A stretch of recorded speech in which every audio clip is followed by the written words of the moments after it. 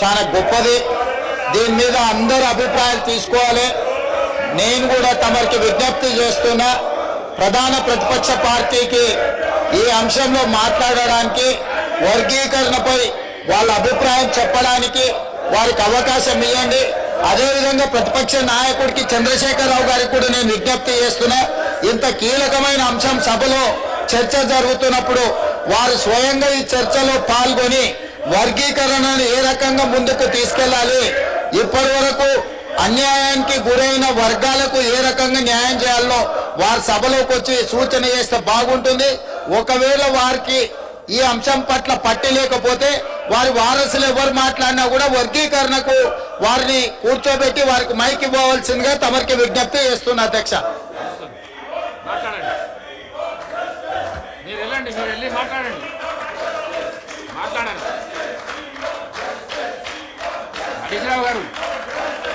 పొమ్మనండి sir, వాళ్ళకే మాట్లాడతారు, మీరే మాట్లాడాలి.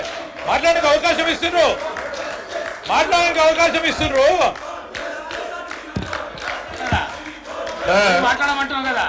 లీడర్ ఆఫ్ ద హౌస్ స్పష్టంగా చెప్పడం జరిగింది, వారికి మాట్లాడటానికి వర్గీకరణకు సంబంధించి మాట్లాడమంటే కూడా మాట్లాడకుండా ఎట్లా అధ్యక్ష? మాట్లాడమంటే మాట్లాడరు. ఈరోజు వారు మాట్లాడమని చెప్తా ఉన్న సందర్భంలో ఎస్సీ వర్గీకరణ గురించి మాట్లాడు అంటే మాట్లాడతలేరు. ఏంది అధ్యక్ష? ఇప్పుడే ముఖ్యమంత్రి గారు చెప్పారు, వర్గీకరణకు సంబంధించి ఆ అంశంపై మాట్లాడమంటే ఎట్లా అధ్యక్ష? ఇస్తామంటున్నారు కదా, ఇస్తారు, ఇప్పుడు ఇస్తారు. స్పీకర్ సార్ ఇస్తారు, ఇప్పుడు ఇస్తారు. ప్రశాంత్ రెడ్డి గారు ఇప్పుడు ఇస్తారు. శ్రీనివాస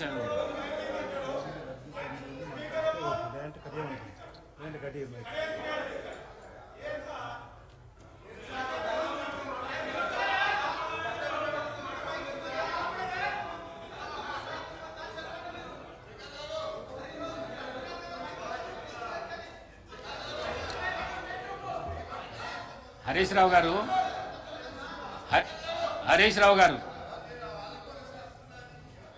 రావు గారు ఏదైతే హరీష్ రావు గారు వినండి. ఏదైతే సుప్రీంకోర్టు ఇచ్చిన వర్గీకరణ మీద ఎవరైతే మాట్లాడతారో మీరు డిసైడ్ చేసి చెప్తే దాని విషయం తప్ప వేరే విషయం మాట్లాడితే మైక్ కట్ చేస్తా. అదైతే చెప్పేస్తున్నాను నేను. ముందు మాట్లాడండి. హరీష్ రావు గారు ఎవరు మాట్లాడతారో సూచించండి, మాట్లాడండి. Speaker sir, first of all ఒక శాసనసభ పక్షం తరఫున ఎవరు మాట్లాడాలనేది ఈ సభలో ఉన్న సాంప్రదాయం ప్రకారంగా సభలో మమ్మల్ని అడుగుతారు, మా పార్టీ తరఫున ఎవరు మాట్లాడతారని అడిగి మేము ఎవరికి అడిగితే వారికి మైక్ ఇచ్చే సాంప్రదాయం ఉంది.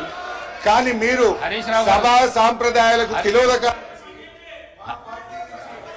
హరీష్ రావు గారు, ఈ సభల ప్రతి సభ్యుడికి మాట్లాడే అవకాశం ఉన్నది. మీరు చేరుకు నేర్పించవలసిన అవసరం లేదు. మీకు అవకాశం ఇచ్చినా మీరు మాట్లాడండి. నాకు చేరుకు నేర్పించవలసిన అవసరం లేదు.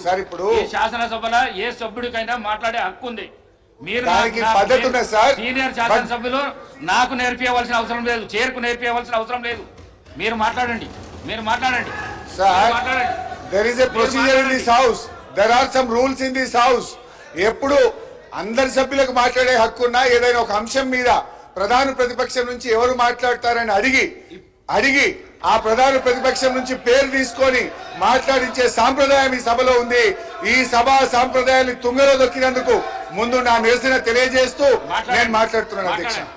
అధ్యక్ష, ఈ సభ కౌరవుల సభలాగా నడుస్తుంది అధ్యక్ష. బట్ అంతిమంగా పాండవులే గెలుస్తారు, న్యాయమే గెలుస్తుంది, ధర్మమే నిలబెట్టది. మీరేదో ఇలా మందబలం ఉందనో అధికారం ఉందనో అహంకారంతో చేస్తున్నారు. ప్రజలు అన్ని విషయాలు గమనిస్తున్నారు. తప్పకుండా మీకు తగిన గుణపాఠం చెప్పే రోజు ఉంటది, జాగ్రత్త. అధ్యక్ష, ఈరోజు రెండు అంశాలు అధ్యక్ష. ఎస్సీ వర్గీకరణ మీద భారత సర్వోన్నత న్యాయస్థానం ఇచ్చిన తీర్పును బీఆర్ఎస్ పార్టీ పక్షాన మా యొక్క హర్షాన్ని వ్యక్తం చేస్తా ఉన్నాం, స్వాగతిస్తా ఉన్నాం. అధ్యక్ష, ఈ యొక్క వర్గీకరణ మీద మా ప్రభుత్వం ఏర్పడిన వెంటనే సభా నాయకుడిగా కేసీఆర్ గారు 29 నవంబర్ 2014లో ఈ ఎస్సీ వర్గీకరణ వెంటనే చేయాలని ఆనాడు మా సభా నాయకుడిగా కేసీఆర్ గారు ఈ సభలో తీర్మానాన్ని ప్రవేశపెట్టి కేంద్ర ప్రభుత్వానికి ఏకగ్రీవంగా ఈ వర్గీకరణ చేపట్టాలని చెప్పిన పార్టీ మా బీఆర్ఎస్ పార్టీ.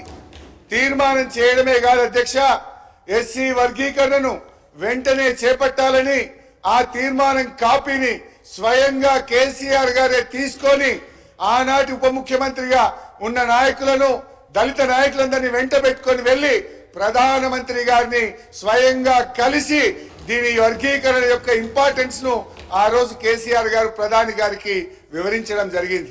ప్రధానమంత్రి గారు ఆ రోజు కూడా చాలా స్పష్టంగా ఇది న్యాయమైన డిమాండ్ అని, దీన్ని తప్పకుండా పరిష్కరిస్తామని ప్రధానమంత్రి గారు కూడా ఆ రోజు సానుకూలంగా స్పందించారు అధ్యక్ష. అయితే అధ్యక్ష, ఈ వర్గీకరణ పోరాటం చాలా సుదీర్ఘమైన పోరాటం. ఎన్నో త్యాగాలు జరిగినాయి. ఎంతో మంది వర్గీకరణ కోసం గతంలో ప్రాణాలు అర్పించిన సంగతి కూడా మనకు తెలుసు. ఇదే గాంధీ భవన్ దగ్గర పెట్రోల్ పోసుకొని ఆ రోజు కొంతమంది మాదిగలు ఆత్మాహుతికి పాల్పడితే అప్పటి ప్రభుత్వం కనీసం వాళ్ళని పట్టించుకున్న పాపాన కూడా పోలేదు.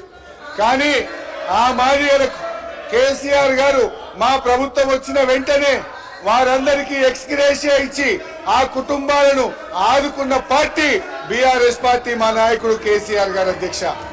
ఆ రోజు కాంగ్రెస్ పార్టీ ద్రోహం చేసిందని, కాంగ్రెస్ పార్టీ వర్గీకరణ చేయడం లేదని మందకృష్ణ మాదిగ గారి నేతృత్వంలో గాంధీ భవన్ దగ్గర ఆ రోజు పెద్ద ఎత్తున మాదిగలు గాంధీ భవన్ ముట్టడికి వచ్చి పోరాటం చేసిన విషయాన్ని కూడా గుర్తు తెచ్చుకోవాలి. ఆ రోజు అమరులైన కుటుంబాలను కేసీఆర్ గారి ప్రభుత్వం ఆ కుటుంబాలను ఆదుకున్న తప్ప గతంలో ఉన్న కాంగ్రెస్ ప్రభుత్వం ఆ పాపం అమరులైనటువంటి మాదిగ నేతలను పట్టించుకోకుండా వారికి అన్యాయం చేసినటువంటి పార్టీ కాంగ్రెస్ పార్టీ.